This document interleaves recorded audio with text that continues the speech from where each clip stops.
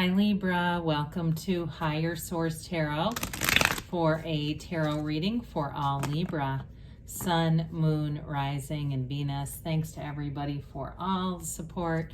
I am on location today. I appreciate you all. Not telling where I am, but if you think you can guess, you're welcome to drop a comment if you think you recognize this area. If you're new here, welcome.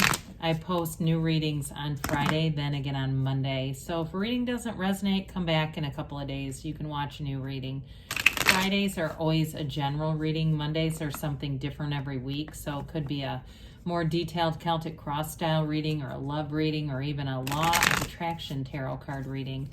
So if you like tarot and you like the channel, I'd love to invite you to subscribe to Higher Source Tarot. All right, what advice do you have for Libra?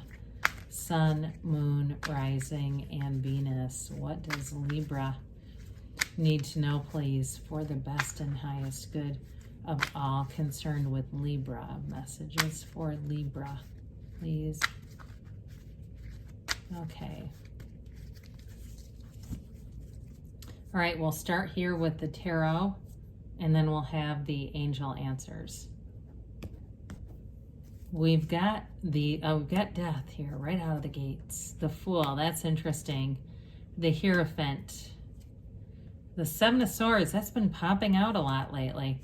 The King of Cups, the Hanged Man, the King of Swords. Well, I wouldn't be worried about that Seven of Swords, not with 4 major arcana and 2 kings. Kings are masters of the suit. You have the master of love in that really great life, and the master of communication, truth, the honesty, extraordinaire here.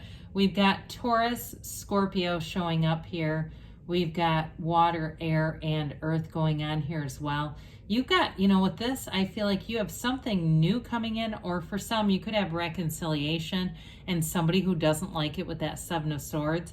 Because with the Hierophant, you have a life partner, and especially with those 2 kings, it's going to be somebody who really hits the mark. So it's possible it's new with the Fool and Death, but if it's an ending, it always leads to a new beginning in the tarot. So with the energy of the Death card here, it's such a layered card, but ultimately when we have this, they're telling you you walk over the wreckage of the past. So even if it's reconciliation, it's like manifesting a new relationship. It's not bringing the same old stuff back in.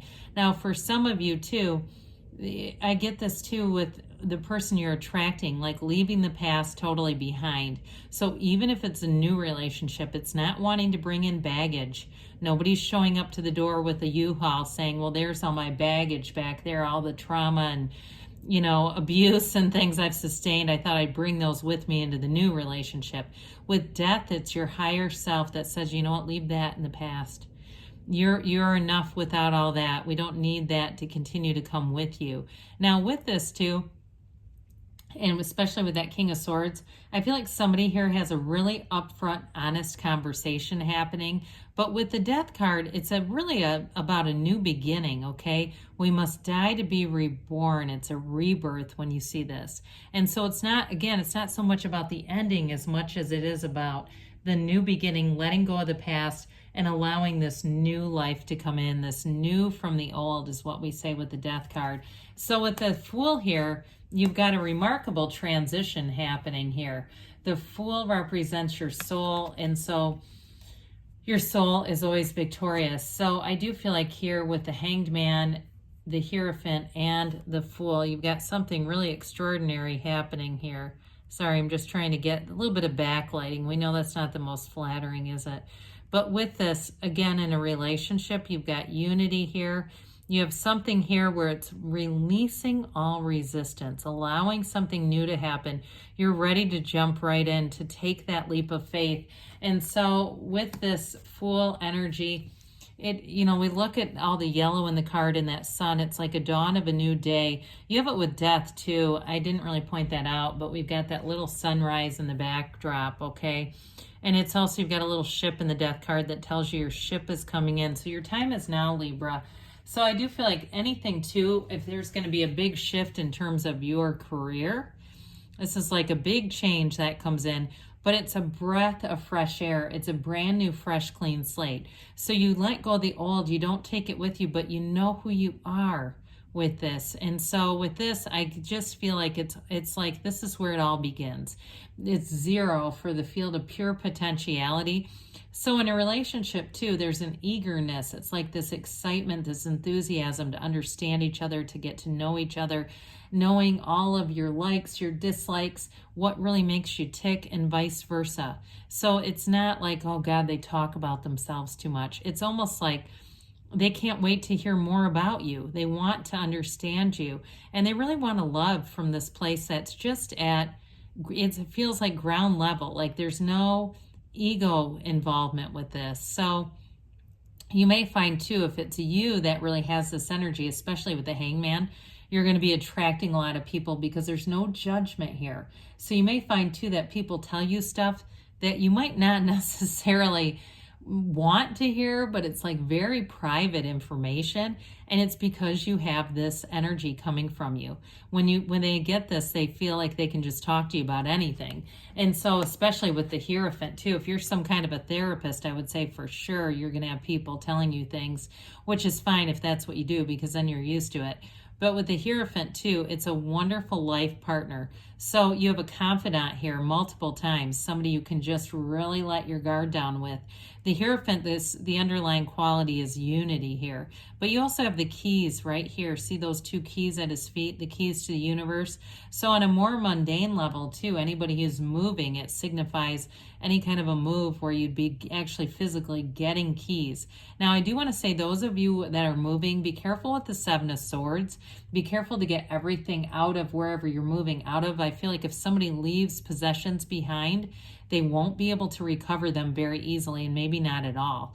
However, with the Hierophant, he does hold up his hand and says, be still and know. So meditate, quiet the mind. The numbers 3, 7, 12 are often associated with this, even though he is the number 5.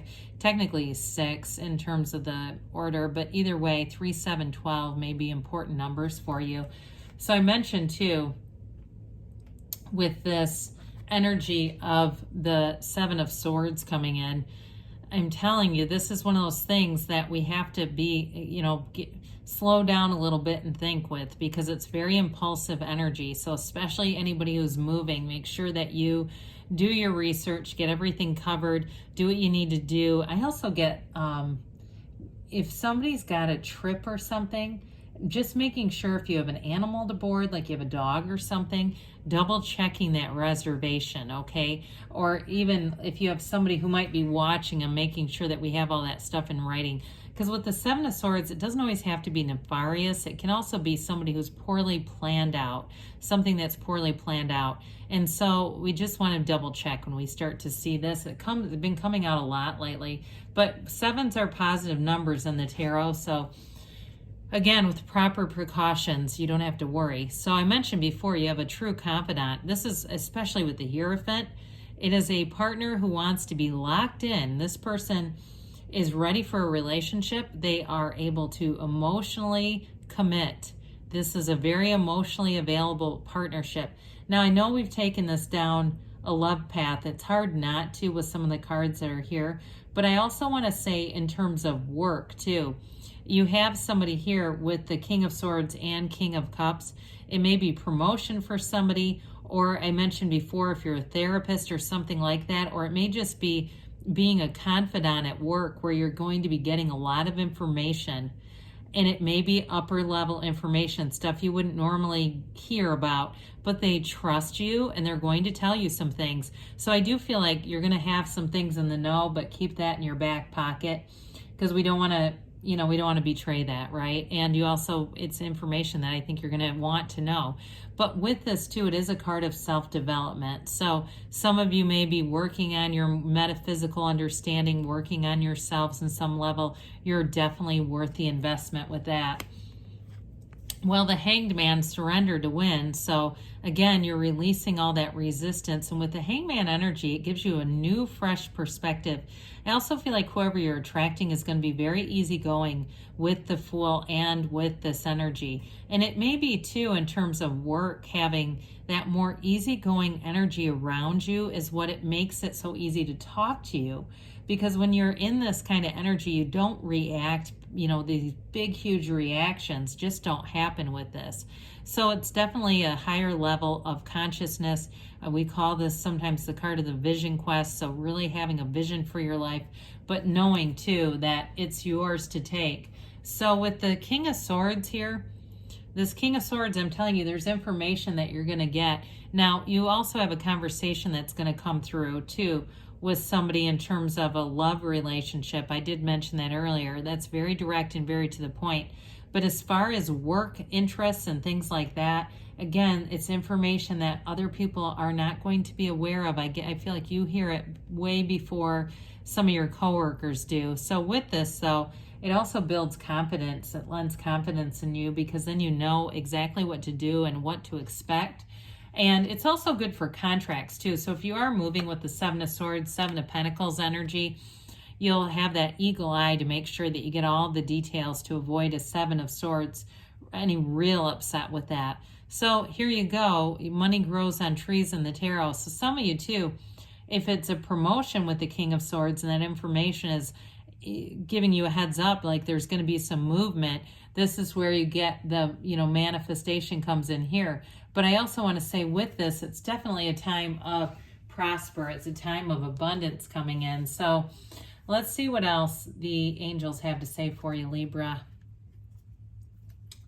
Messages for Libra, please. Advice for Libra. Sun, Moon, Rising, and Venus. What else does Libra need to know, please?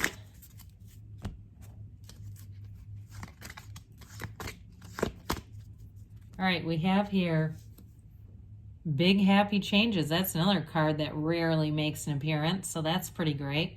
Golden opportunity. So again, there's going to be new doors opening, and it may start with that King of Swords. It's up to you, they say. So let's see, we've got within the next few months, we mentioned 3, 7, 12. There may be something important with those numbers. You have a yes, because you can have, do, or be anything, Libra. I love you, and I'll be back again soon.